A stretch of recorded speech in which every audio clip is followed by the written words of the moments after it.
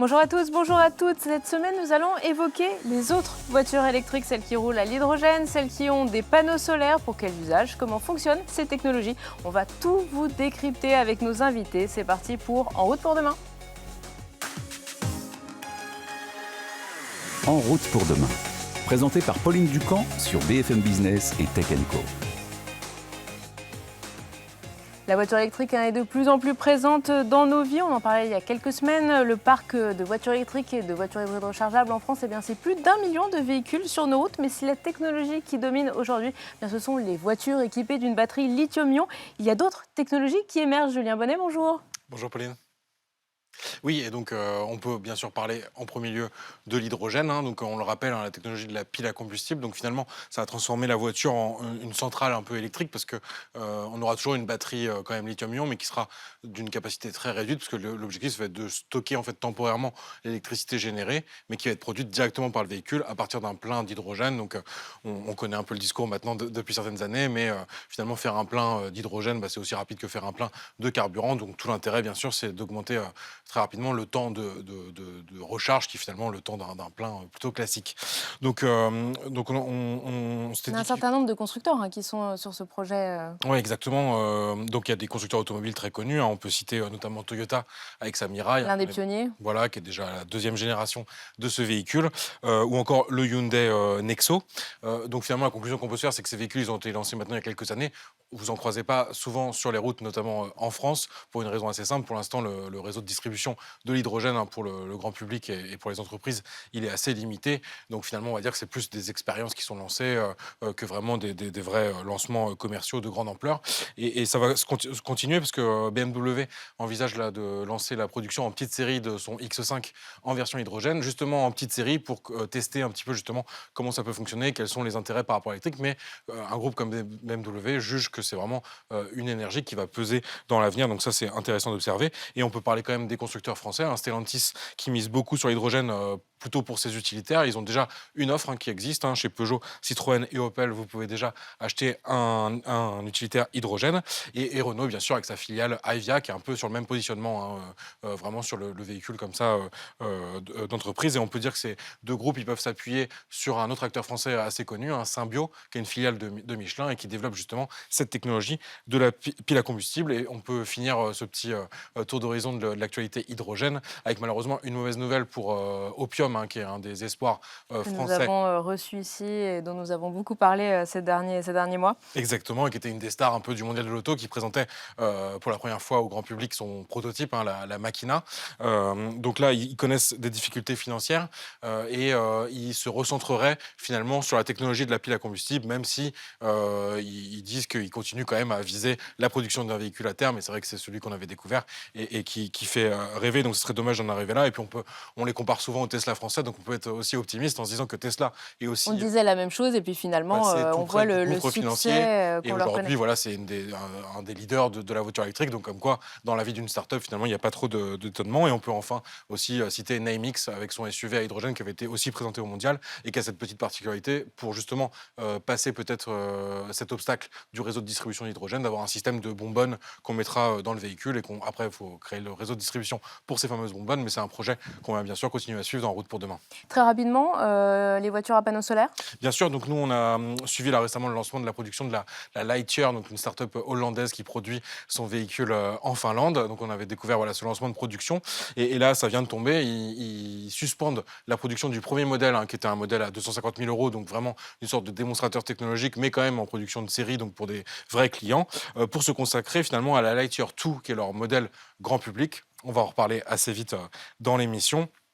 Et donc un véhicule qui vise un prix de 30 000 € à partir de 2025. Donc finalement, il faut prendre aussi ça comme un signal positif. Ils ont reçu énormément de précommandes sur ce modèle grand public. Donc on va dire, ils se disent, on préfère quand même se concentrer sur le futur, un peu comme si Tesla avait mis en pause la Tesla Model S Pour aller vers la pour aller Model directement 3 vers la très Model 3. rapidement.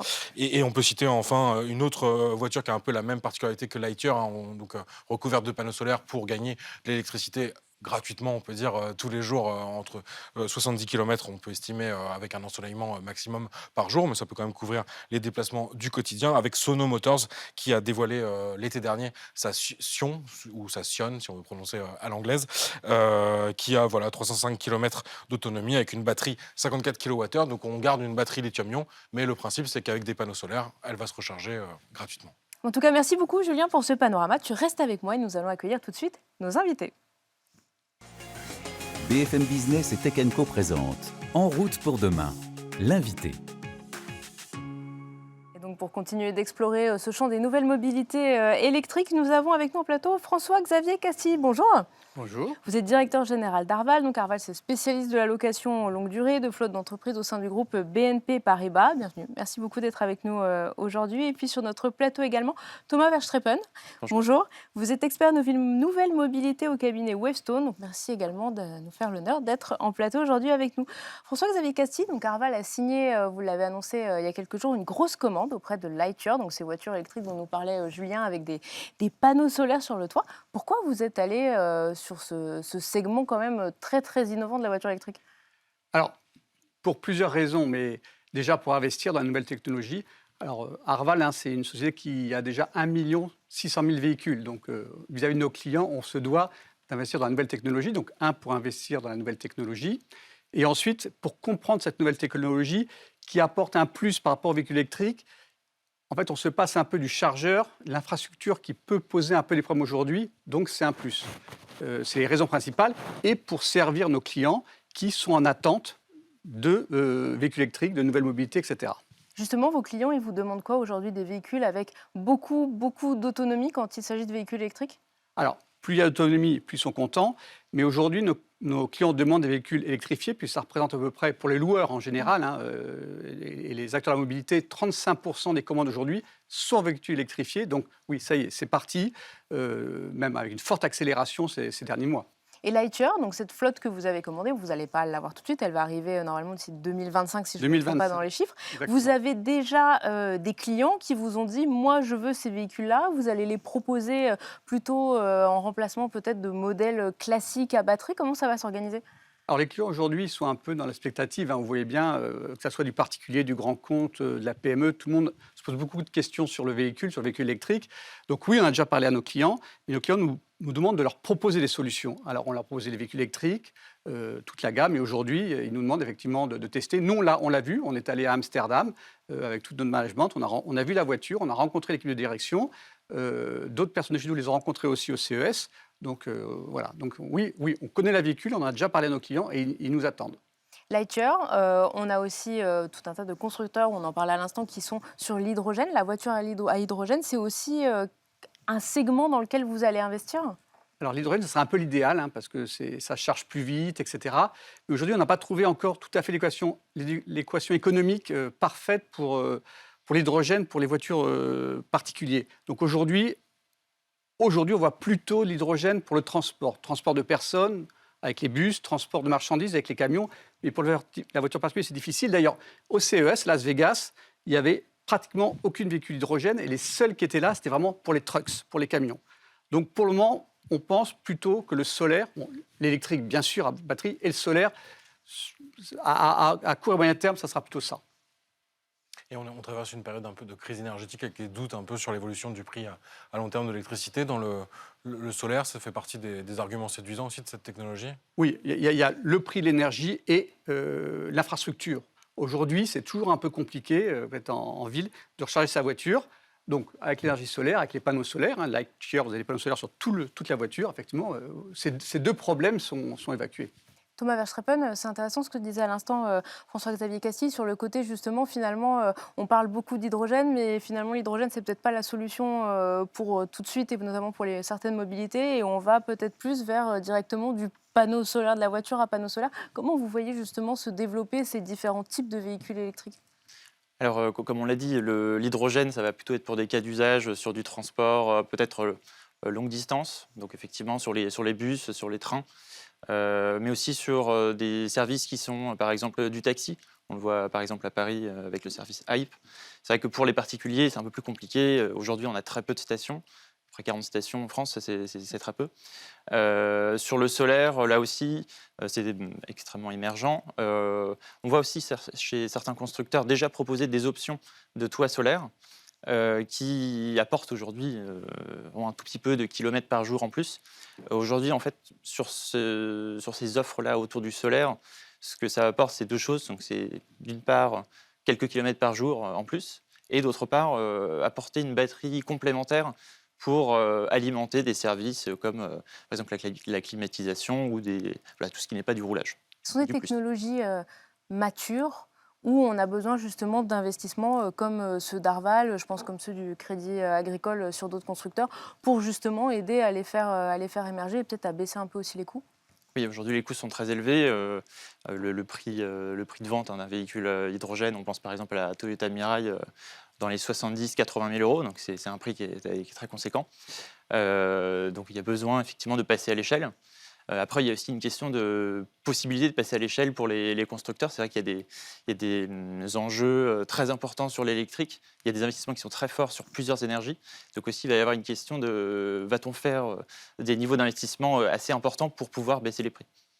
Et on parle souvent aussi du bilan carbone de ces technologies, hein, c'est un peu l'enjeu de la transition vers l'électrique, mais c'est vrai que l'hydrogène ou même le solaire peuvent parfois être critiqués justement sur le bilan total, production des panneaux pour le solaire et production de l'hydrogène bien sûr pour cette technologie-là. Votre regard là-dessus, c'est finalement le bilan carbone, on est certain que si on va vers ces deux technologies-là, il y aura un gain par rapport à la voiture électrique sur batterie pure, ou quel est votre regard là-dessus? Aujourd'hui, dans la production d'hydrogène, c'est l'hydrogène carboné, donc c'est vrai dans les 80-90%. Donc l'enjeu, c'est de pouvoir décarboner cet hydrogène, sinon au final, on n'est pas très gagnant. Il y a un avantage, c'est que cette industrie existe déjà.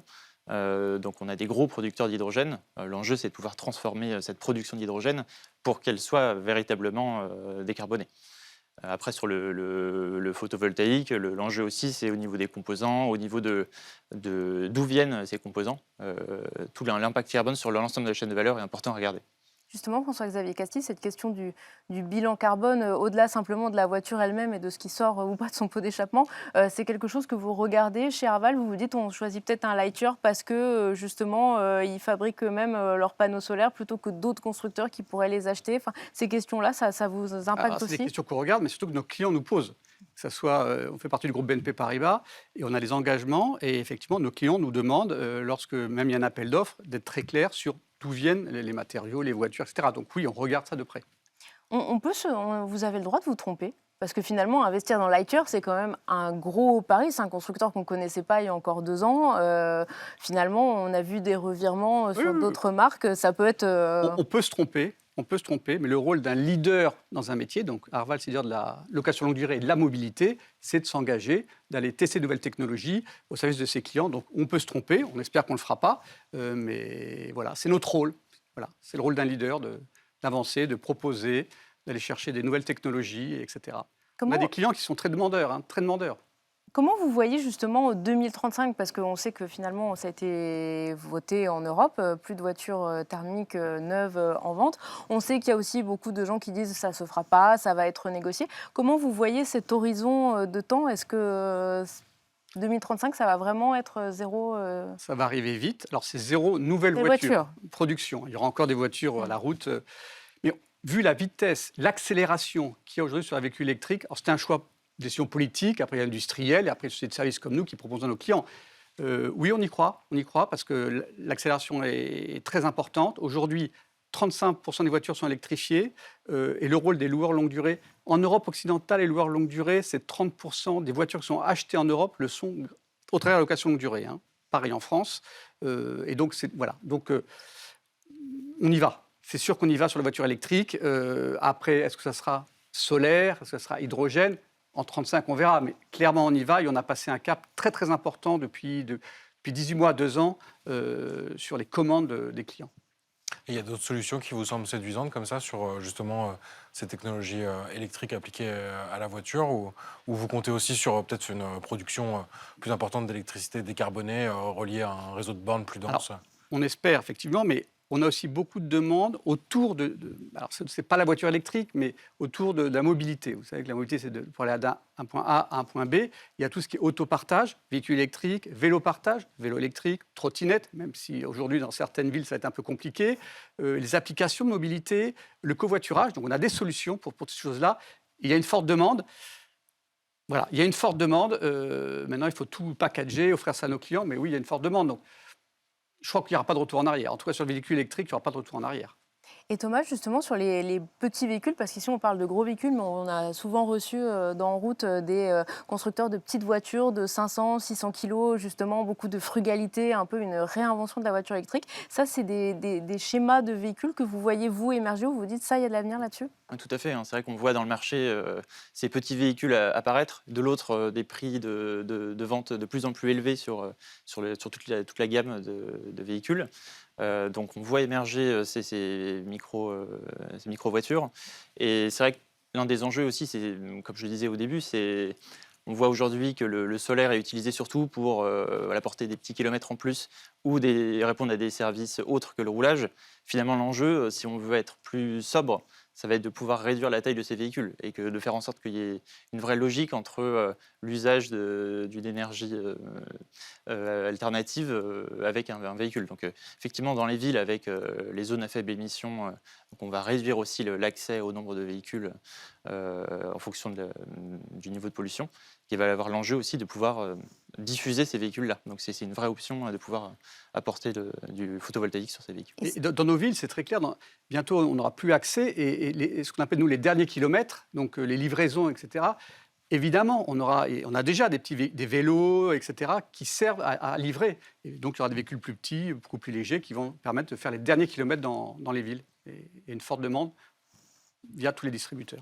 Écoutez, merci beaucoup à tous les deux d'avoir été avec nous. Je pense qu'on aura l'occasion de reparler de ces évolutions, parce qu'on a l'impression un petit peu que ça change finalement de mois en mois, que tout s'accélère, comme vous le disiez à l'instant. On poursuit cette émission, on va parler plus précisément d'hydrogène avec notre prochain invité. BFM Business et Tech Co présente En route pour demain, en région. La voiture électrique, elle est aussi à hydrogène et Plastic Omnium travaille sur ce sujet. Marc Perraudin, bonjour. Bonjour Pauline. Vous êtes le directeur de la division hydrogène de Plastic Omnium. Alors, en quelques mots, pour replacer le contexte auprès de nos auditeurs et téléspectateurs, est-ce que vous pouvez nous dire ce que Plastic Omnium fabrique pour les véhicules à hydrogène? Alors Plastic Omnium, c'est un groupe industriel, un équipementier automobile qui fabrique beaucoup de produits différents dans le véhicule automobile. Et donc, depuis plusieurs années, on a engagé une transition vers la mobilité hydrogène. On y fabrique en particulier donc des réservoirs à hydrogène. Il se trouve que Plastic Omnium est déjà le leader aujourd'hui du stockage d'énergie dans les véhicules. On fabrique des systèmes à carburant conventionnels. L'hydrogène est un nouveau carburant, mais donc on s'est lancé dans le stockage d'hydrogène, qui est une technologie, un process qui sont assez nouveaux. Et puis, bien sûr, dans l'hydrogène et dans la mobilité, il y a le cœur de la production de l'électricité qui se fait à travers ce qu'on appelle la pile à combustible. Et donc, on est également investi aujourd'hui dans le développement des piles à combustible et des systèmes de production d'énergie électrique à bord. Donc vous êtes sur une grosse partie en fait de la chaîne de traction du véhicule à hydrogène.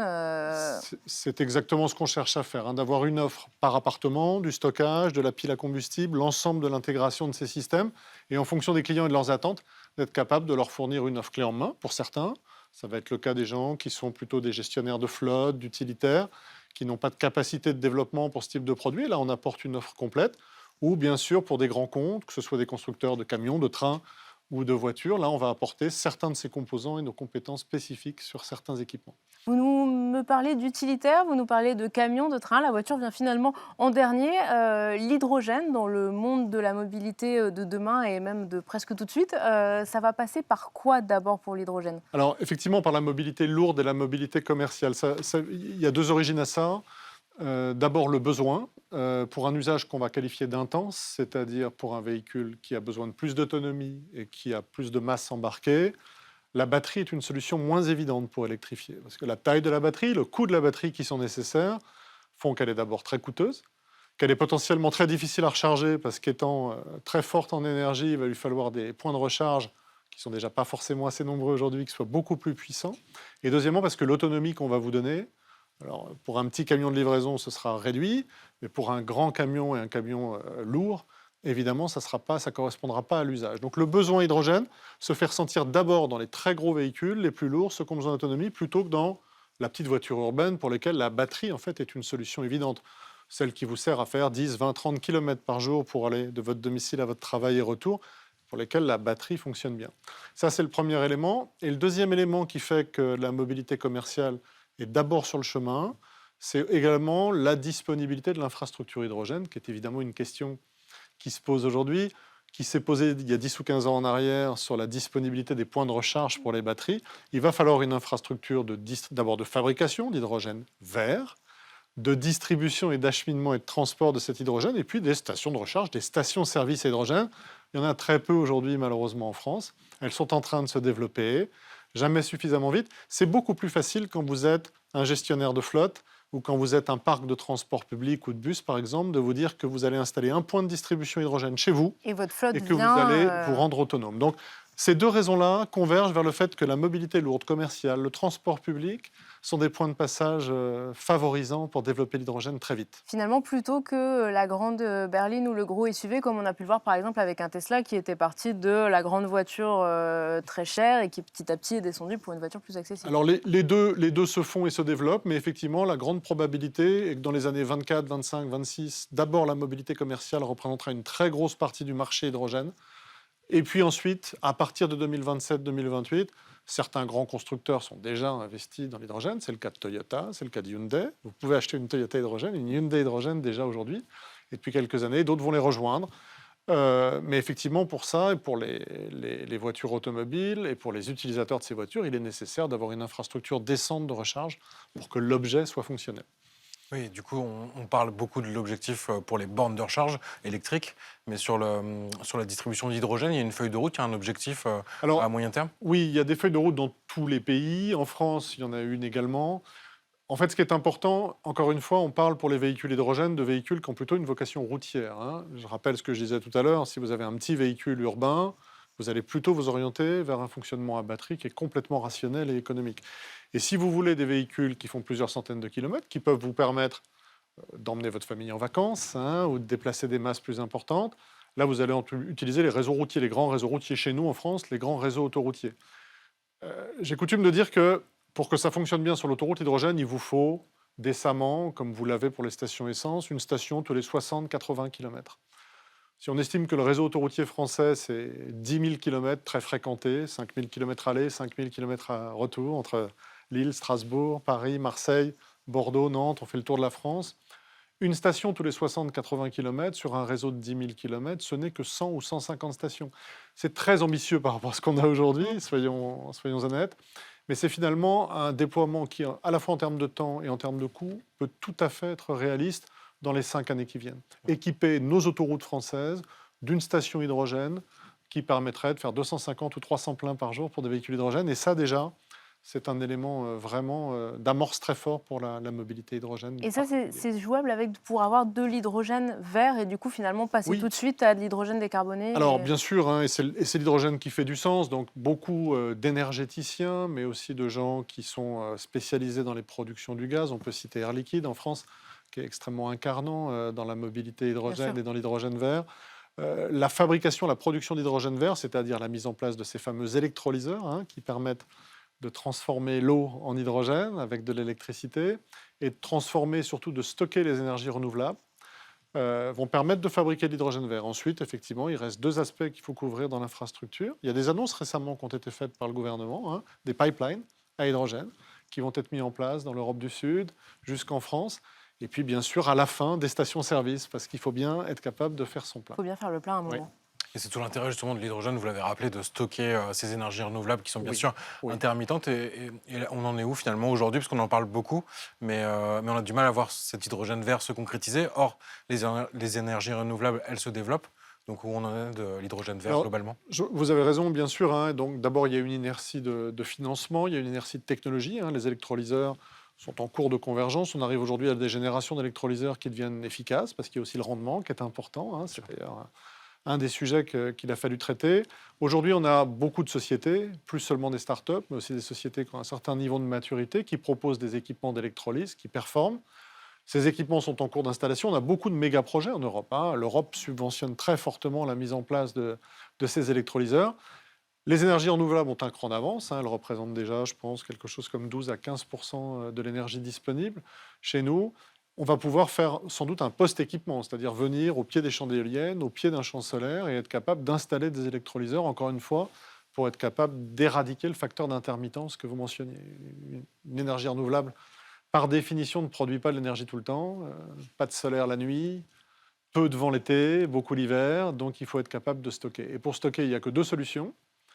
Soit un stockage par des grands champs de batteries, on sait que ce n'est pas possible, ni en termes de coût, ni en termes d'utilisation de matériaux rares, et un stockage qu'on appelle chimique, par l'électrolyse, qui fabrique de l'hydrogène. Et quand vous avez cet hydrogène, il ne vous reste plus qu'à l'utiliser. Le mettre dans une chaudière pour chauffer un bâtiment, le mettre dans un haut fourneau pour faire de la sidérurgie ou de l'industrie du verre, et le mettre dans un objet de transport. Et ça, c'est visiblement le plan de nombreux pays européens. En tout Absolument. cas, merci beaucoup Marc Perrodin d'avoir été avec nous aujourd'hui en plateau. En route pour demain, c'est déjà fini, mais on se retrouve la semaine prochaine sur BFM Business et Tech & Co. En route pour demain, la mobilité sous toutes ses formes sur BFM Business et Tech & Co.